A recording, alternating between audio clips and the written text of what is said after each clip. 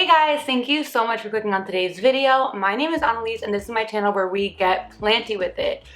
So sorry in advance for the huge ring in my eyes from the ring light. The lighting's not so great in here today, so I want a little extra light. So what we're going to be doing today is actually another video in my care guide series. I've done, I think, about maybe 4-ish so far. My pink princess one, which is one of my most popular videos, surprisingly. One about the philodendron micans, I think one about Xanthosoma lindenii, and maybe one more that I don't remember. So definitely check those out if you want to see some more care guides. But today I decided to do another one on a super popular plant that I've just been loving so much recently, and that is the Philodendron El Choco Red. Let's get into it.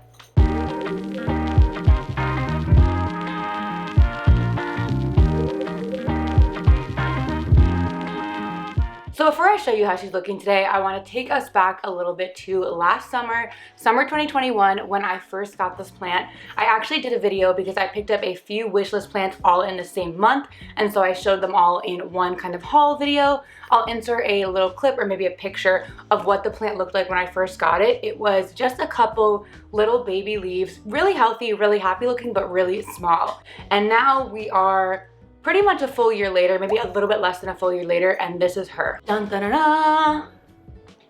Here she is. This is her newest leaf. You guys can see just how beautiful that is. And let me bring you down to the bottom of the plant because I still have the original leaves. This was an original leaf, this little baby one.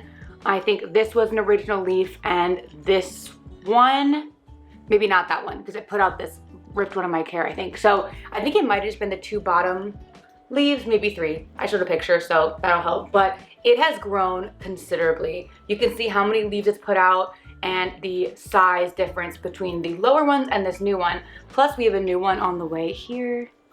Oh yeah, look at the red backs.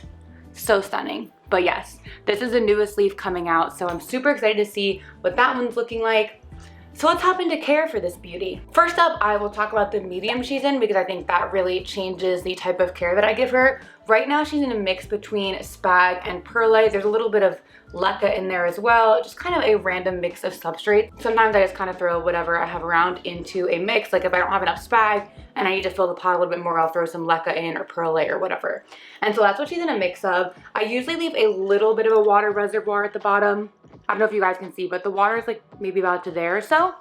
And she's been in that pretty much since I got her. I think I received her just in straight perlite and I let her root up in that. And then once she was a little bit more mature and putting out a couple leaves, I moved her into this. And she's been in this ever since. It's actually pretty small, but I don't really think she's ready for a repot. I see roots, but nothing crazy that makes me feel like this is too small for her. So that's kind of the medium she's in, and a little bit about watering. I do try to water this moss pole when I can. I, to be honest, am horrible at watering moss poles. I just never remember, but I try to when I can so her roots can grow into it. Interestingly, none of the aerial roots have really rooted into the moss pole. Yeah, they haven't, but she really is sizing up, so it's doing something, which is good. So next up is light. Right now she's probably about 1.5 feet from a grow light. She sits in one of my IKEA greenhouse cabinets.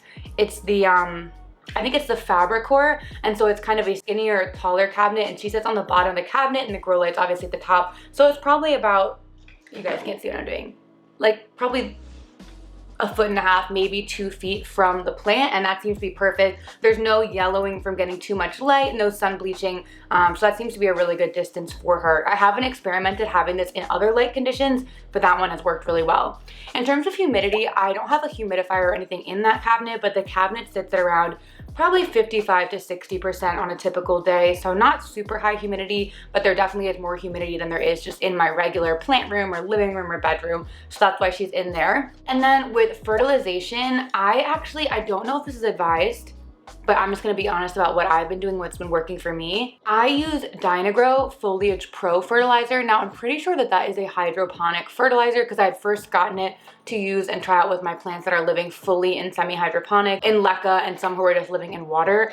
But recently I've just been watering all my plants with it because watering takes so long anyway. It's hard to mix up different fertilizer solutions for different plants. So I just have been using the Foliage Pro and putting it in. It seems to be working. It's not burning the plants at all. well. I put about 1 capful per gallon. I have a gallon-sized watering can, and I put in 1 capful in there, and that seems to do the trick. So that's what I've been using in terms of fertilizer. Also, I should have said this at the beginning, but a quick caveat. All of the things I'm saying are based on my personal experience growing this plant in my environment. That's really going to differ from person to person, environment to environment. So please, please take everything I say with a grain of salt. What I do, you might do the exact same thing and your plant might not do well. I don't know. I can't promise anything, but I just wanted to give a little bit of information about what's been working for me with this beauty. So a couple things I've noticed about this guy. I know sometimes people are concerned with the velvety anthuriums, not anthuriums, whoops, with the velvety philodendron, that leaves can get kind of stuck like they do with the melanochrysum. I've never had that issue with this plant. I don't know if the leaves just come out differently, but as you can see, this leaf had no problem coming out. They seem to kind of just come straight out of the sheath and not do that weird like bendy thing that the melanochrysum does. I don't know why the melanochrysum does that, but this one seems to just come out straight. I've never had a problem with the leaf. Only one leaf ripped a little bit, which is this really lower leaf, but ever since then, every leaf has been pretty much perfect. I do have this one wonky leaf. I don't know what happened. As you can see, first of all, it's facing upwards, and it's just a little bit, I don't know, squished up, but still looks cute. So other than that, it seems that the leaves come out really easily. I would say this plant is actually pretty easy care. I know it's definitely on the harder side of things to find and more pricey, but I think if you really like those velvety philodendrons and you want one that's not too difficult, I would highly recommend the El Choco. In terms of propagation, in full honesty, I have not propagated this guy yet. It's something I want to do.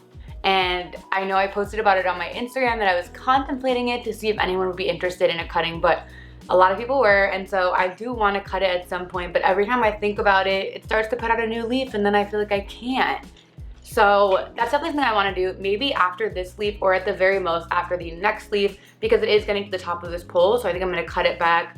I'm definitely going to keep a few leaves because I want to make this a fuller plant when I repot it, but I'll probably sell a few as well just because I know that they're hard to get and they're expensive, so I would try to sell them for an affordable price so everyone can have some. Not everyone, obviously there's only a few leaves, but so more people can have some. Anyway, this is a relatively short video, but that is all I do in terms of caring for my El Choco Red. Please comment down below, what tips do you have with your El Choco? Has anything been really successful with it? Anything that has helped it grow, size up, etc.? Or have you had any challenges with yours? Comment down below. And if you have any suggestions for what plant I should do next in my care guide series, please let me know. I definitely take all of your suggestions and I write them down in a long list of videos I have that I want to do. So if you have any, let me know. Thanks guys for watching and I'll see you next time. Bye!